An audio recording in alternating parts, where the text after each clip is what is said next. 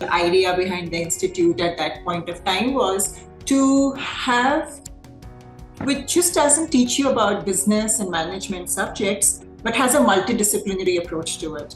And therefore, even at that point of time in our program structure, while the business and management subjects were there, our students learned foreign languages, our students learned other social science subjects. Our students did not just corporate internship, but they did internship with NGOs also. So the whole idea was to provide unique learning experience to our students so that, and through various platforms, so that they turn out not just to be thoughtful, thought-provoking leaders, but are good decision makers. And through the years, we are now 19 years old. So yes, that's what we have been working on, where we groom individuals who learn, grow, and contribute. So yes, that's what the basis has been.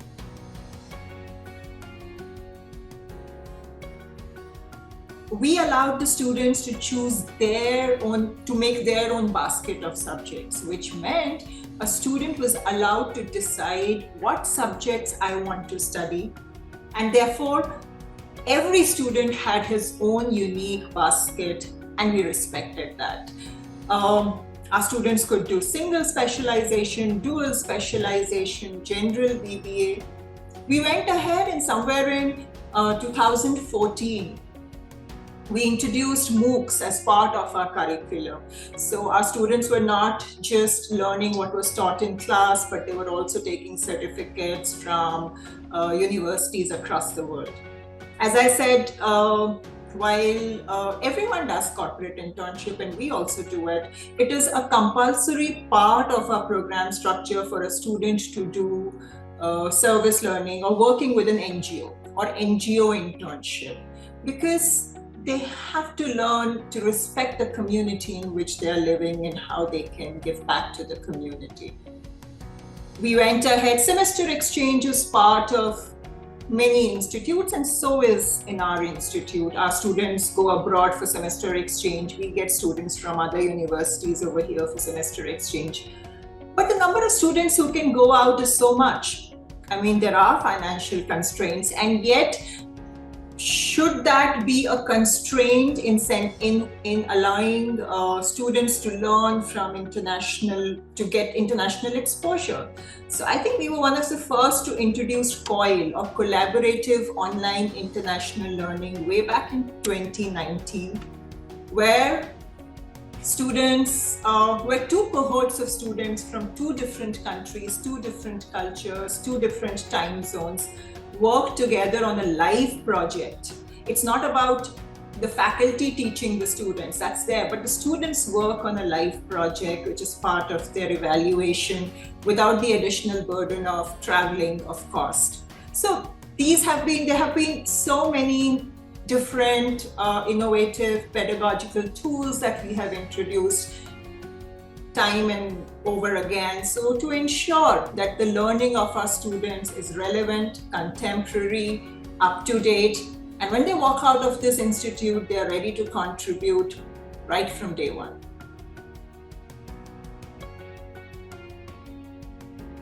We could have so many international guest lectures because people didn't have to travel down to come to India.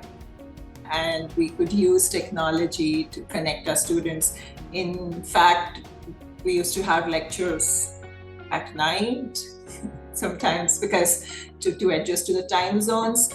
So yes, I mean, it's not that it wasn't, it was very easy. We had problems. Teachers had to be trained overnight on how to use technical tools. Similarly, students had to be trained online how to participate in such classes. And more important than that, I think besides academics and extracurriculars and placement and so on and so forth, which went on, the most important thing for us was to take care of their mental and social well-being.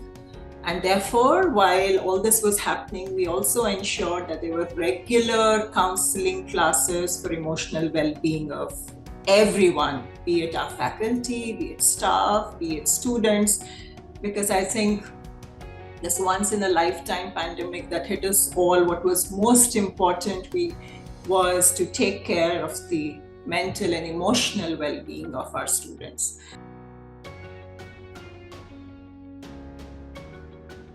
We had those classes equipped with the best of the technology. We had smart boards, and we have computer lab, we have library and all that. But what I'm very proud of are the open spaces we offer to our students. So if you come into my institute, yes, there's a library, and that library has a lot of physical books. But in that same library, we also have a digital library where students because this generation is born with a finger on the mouse.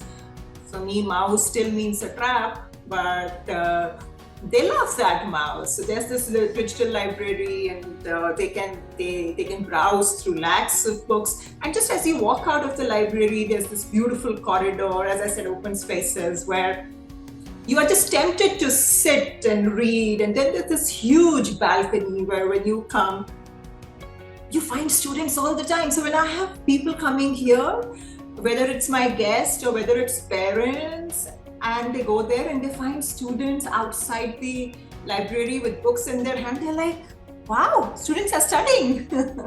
I said, you just have to provide the right ambience, and everybody wants to read and everybody wants to study. You just have to create that environment. So yes, as I said, I mean, we have the best of the classrooms, we have a computer lab, we have library, but what we also have, as I said, is an ambience which motivates you to most probably study or innovate or create something new. So we have a music room. Our students who want to play with different musical instruments. We encourage them, yes, go. And they have those huge drums over there. Go bang those drums. It's a soundproof room. Go and enjoy yourself, sing, dance. I think what we provide, when I say infrastructure, yes, we provide that brick and mortar thing. We provide all the latest technical softwares and hardwares and everything. What we provide you is an ambience.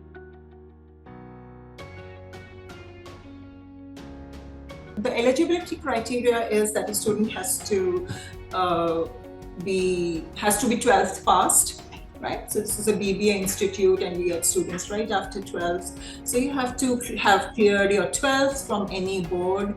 50% for open category candidates, 45% for the reserved category candidates. But that's just the eligibility. The next step is we have an All India Entrance Test, which is known as SET, SET, and this is held in different cities of India. And for admission to any undergraduate program of Symbiosis, you have to appear for this test. There are 4 sections in that test. One is general knowledge, quantitative ability, English, logic. And based on your set, and so students have to go to the centers. This is a center-based test, computer test, which you give. Based on the scores of set, the students are called for the next process, which is the PI and WAT, or personal interaction and writing ability test. So as the name suggests, in personal interaction, we interact with the students to understand why they're joined, their personality, their hopes, their dreams, and so on. And then there's a writing ability test. Based on the combined score of SET and PI and WAT, we declare the merit list, and students who make it to the merit list get admission in SCMS Pune. While this is for the Indian students, we have a separate department in Symbiosis for international students. So international students' admission is taken care of by our international cell. So if you walk into any classroom of SCMS Pune right now, I have students from 21 different countries studying in this institute. So when you walk into any classroom of SCMS Pune, you will find students not just from different states, but from different countries. So our students don't learn about diversity from books. They learn about diversity by living in diversity, by breathing in that diverse environment. First thing, honesty. We like individuals, we prefer individuals who are honest. Ethics. And then someone who's ready to learn, relearn, and learn. Because that's what the world is about. I mean, there's so many things which you have to relearn every day. And at the same time, you have to be a student throughout your lifespan. And that's what we look for. Someone who's keen, who's a keen learner. We are here to help you learn, but you should have that motivation to be a keen learner. Because it's only when you are a keen learner, you're honest, you're ethical, that you will be able to learn, grow, and contribute. It's extremely important that at the end of the day, you should be able to contribute to the community which has taken care of you. So yeah, it's very simple. We are looking for absolutely honest, ethical students who are keen learners. Just tell us that we are here to learn, and we'll make sure that you learn and learn and learn.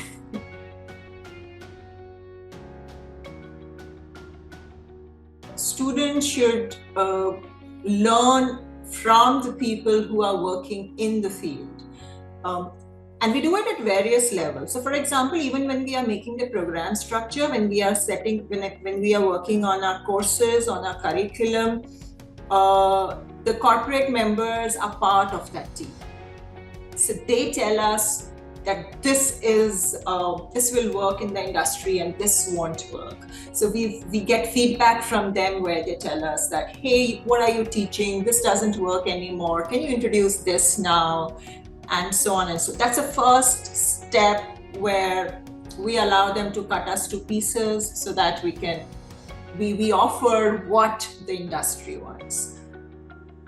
While that's designing of the curriculum and the program structure, then when it comes to teaching that particular course, we make sure that every course we have either guest lectures by the people who are from the industry, or sometimes even the person from the industry only is teaching that course, so that the students again get practical exposure. Number 3, our projects our experiential learning component is completely practical based, where students are strongly encouraged to work on projects which are live projects, which are related to the industry, for which they have to interact with the industry people and learn from them. Besides that, we have other things like industry visit, where we take our students to different companies, where they get to interact with, where they see how a company works, how does it look like, and they interact with the people working over there on the floor to understand from them that how does it work. And besides that, we have something also very beautiful called AMA, which is Ask Me Anything. This is basically by our alumni. We encourage our alumni to come back, and they have sessions with their juniors, with the students, with only the alumni and the students, and you can ask them anything. So there also our alumni are so experienced entrepreneurs working in the corporate world that sometimes that's also a great learning platform for our students to learn what is actually happening in the corporate world. So yes, we take various measures to ensure, because we do understand that if they have to walk out of this institute today, they should be ready to contribute right from day one. So the 3 years we provide them with a lot of exposure in terms of practical learning. Placement for us is not just placement in a company. Of course, I mean, that is there, that our students, we place students in the companies. We look at placement as a wider canvas. When my student walks out after 3 years, where will he or she be placed? So our students, some of them prefer to go for higher education, some of them go for corporate jobs, and a lot of them become entrepreneurs. And we groom them for all of this. Coming specifically, I know when people talk about placements, they only talk about getting a job in a company. But for us, as I said, it's a wider canvas. So getting a job in a company, we have a special cell called the placement cell. We have a faculty who heads that cell, and we have almost 100% placement every year. Placement has never been a problem for us. The highest package last year went to 9 lakhs, and it is the same this year also. We have all the top companies coming here, be it KPMG, Deloitte, I mean, you name the company. All that information is visible on our website, www.scmspune.ac.in. And when we groom our students, it's not just that we get the companies here and we organize interviews or something. No, it's a whole process where we groom students to how to make resumes, how to appear for interviews, what to speak in interviews, how to take part in discussion if there is any discussion. So there's a whole process. And once we have made our students ready on a continuous basis, then inviting companies and organizing interviews, that's not a big thing for us. That happens. That just happens. And the big thing for us is to groom our students so that when they step in front of that corporate company,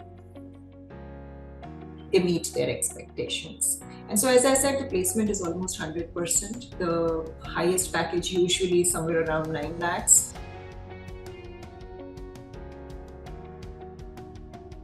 And what do I think about it? So we are in line with NEP. From this year onwards, our BBA program is 4-year. That's what NEP says. So we are doing it 4-year from this year onwards with multiple entry and exit options. So yes, we are launching the new program as per NEP from 2023. What do I think about it? I think it's honestly for us, whatever has been said in NEP, we were already doing it. They are talking about allowing students to choose their subjects. We've been doing it since 2011. They're talking about multidisciplinary thing. We have been doing it right from our inception from 2004. Our students, so for example, a student in SCMS Pune, he also learns law from the Law Institute. He learns design from the Design Institutes.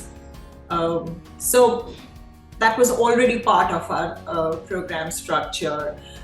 So whatever has been in NEP, it's just that we have to now a little bit restructure it according to their format here and there. So we welcome NEP, but obviously, I mean, let's see how the implementation goes and how it overall in the whole country, how it's taken and so on. As for us, we are ready. We are ready to launch it right from the new batch of 2023. We are pretty excited about it. We've worked on it. And with multiple entry and exit options, I'm so happy that students are getting more freedom to not just choose subject, but also allow till which level they want to study. So if you don't want to do the 4th year, you don't want to do research, whatever, you can just take a degree after the 3rd year and so on. So yeah, we welcome NEP, we are launching it, and let's hope that the implementation is uniform throughout the country. There's a difference between making of the policy and implementing it. And the implementation is starting from this year.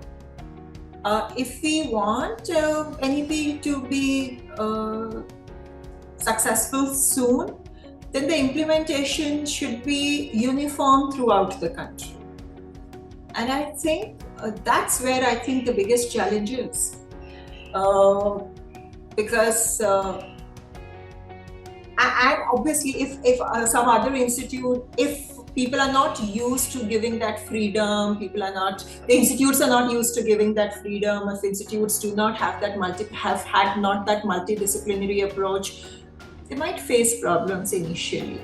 So I think the whole implementation thing on a nationwide level would really depend on how much hand-holding we do and help each other for the student to actually use it to its full utilization.